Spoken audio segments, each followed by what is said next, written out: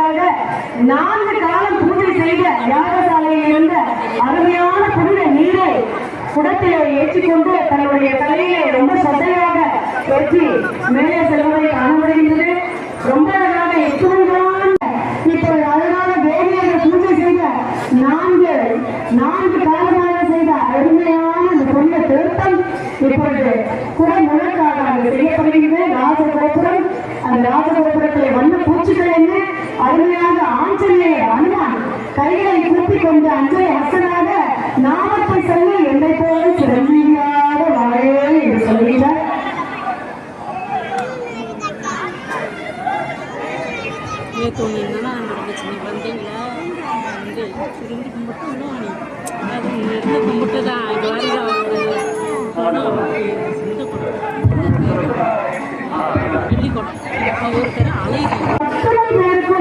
நம்முடைய நமஸ்காரத்தை நம்முடைய வணக்கத்தை சொல்ல வேண்டும். நாம் அதற்கு கடன்பட்டிருக்கின்றோம்.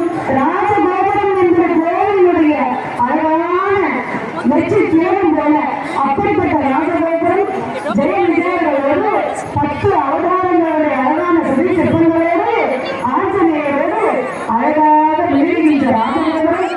இந்த ராஜகோபுரத்தின் மேலே குண்டத்தை அமைத்து அந்த குடும்பத்திலே அருமையான தானியங்களை எல்லாம் வைத்து இதற்கு அபிஷேகம் செய்வதை பார்க்கின்றோம். எல்லோரும் சொல்லுங்க கோவிந்தா கோவிந்தா கோவிந்தா கோவிந்தா கோவிந்தா.